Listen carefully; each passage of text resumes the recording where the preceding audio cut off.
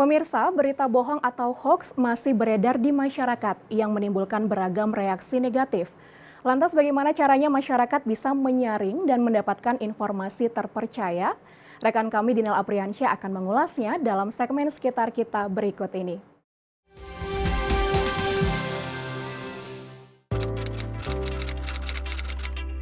Misalnya soal soal vaksin ya. Sekarang sih masalah hacker itu ya. Yang saat ini masalah bezok itu ya. Yang pastinya ya benar atau salah kita belum tahu juga sampai saat ini.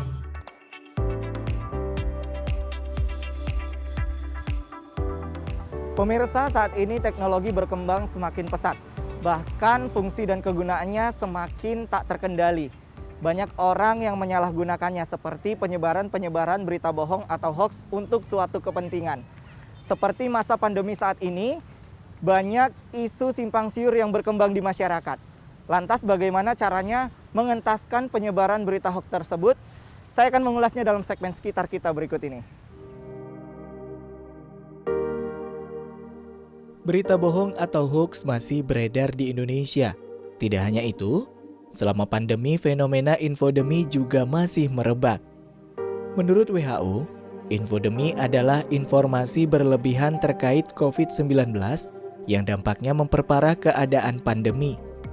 Ada sejumlah dampak yang diakibatkan dari infodemi, yakni dampak kognitif, afektif, behavioral, dan gangguan kesehatan mental. Pemerintah dan sejumlah pihak terkait dibuat kewalahan untuk memutus penyebaran pandemi COVID-19 serta upaya pengendaliannya, termasuk penyebaran informasi terkait dampak vaksinasi yang simpang siur.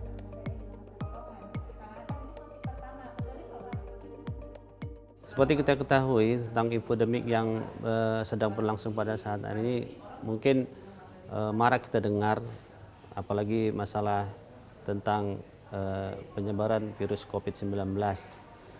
COVID-19 adalah salah satu infodemik yang perlu kita waspadai, yang perlu kita cegah, dan perlu kita selesaikan secara bersama.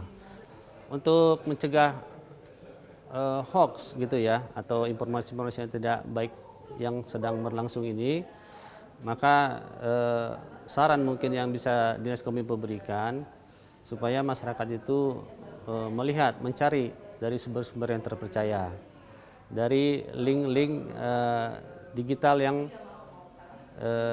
dapat dipercaya, sehingga penyebaran dari hoax atau informasi-informasi yang tidak baik itu bisa tercover dan tidak mudah untuk dipercaya oleh masyarakat umum.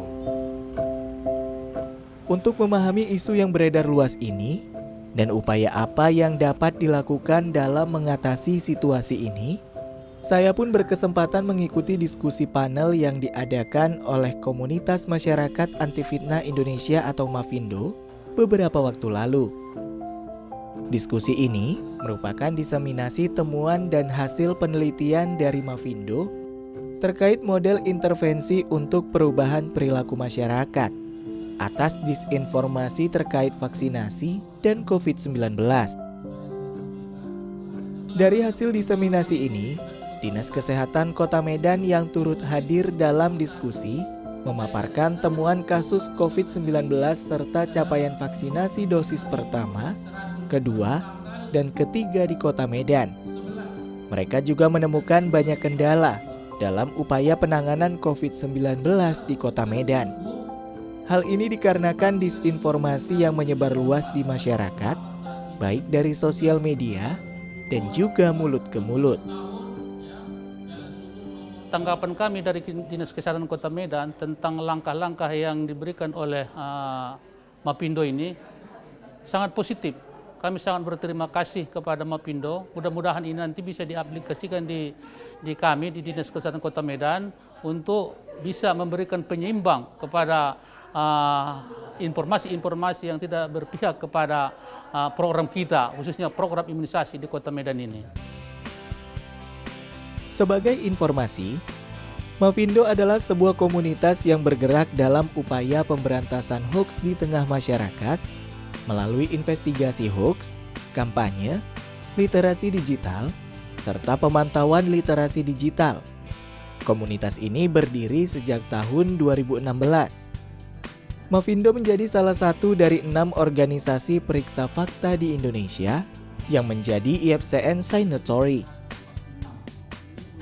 Kami menyadari bahwa hoax itu akan muncul seiring dengan berbagai momentum yang ada di Indonesia.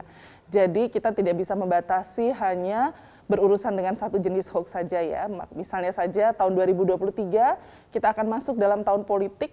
Saat itu belajar dari pengalaman sebelumnya ya, 2019, 2014, pasti akan banyak sekali hoax yang berpotensi untuk membuat masyarakat terhasut atau memecah belah ya. Banyak lagi isu-isu lain yang kita hadapi seperti misalnya Indonesia itu adalah negara rawan bencana, otomatis kita juga harus membantu masyarakat berhadapan dengan itu. Tapi mimpi kami adalah kami bisa berjejaring dengan lebih erat lagi terutama dengan kalangan pendidikan, bisa masuk ke dalam kurikulum ya, karena itu kunci kita untuk bisa masuk lebih banyak lagi mendidik anak-anak dan remaja.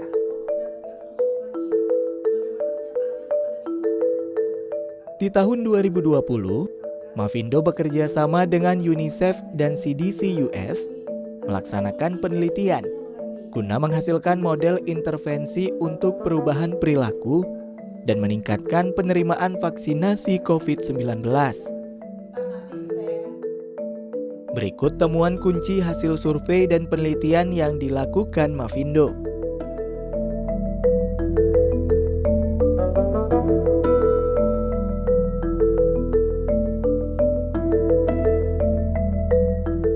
Selain memaparkan hasil penelitian mereka, Mafindo juga membagikan sejumlah cara untuk memeriksa kebenaran informasi yang Anda terima, seperti hoax booster KCPPEN, Mafindo, Cek Fakta, serta chatbot WhatsApp Kalimasada, yakni chatbot dari Mafindo. Caranya mudah. Terlebih dahulu simpan nomor 085921600500.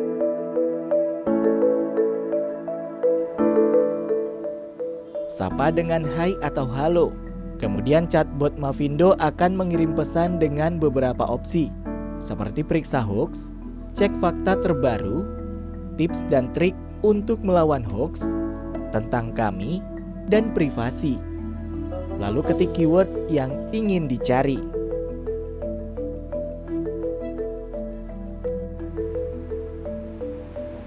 Nah pemirsa sudah tahu kan caranya mengatasi suatu informasi apakah itu hoax atau fakta?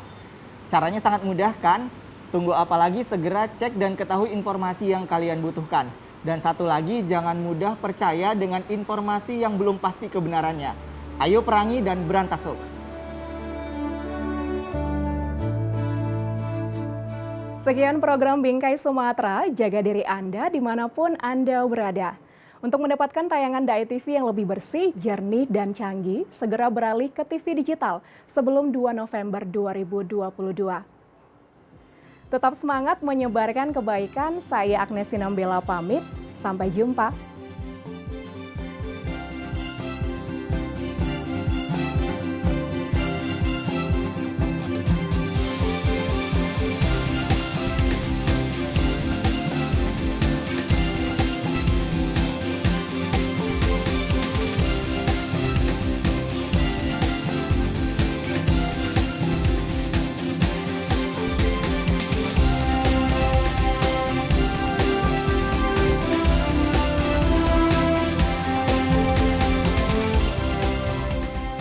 Acara ini didukung oleh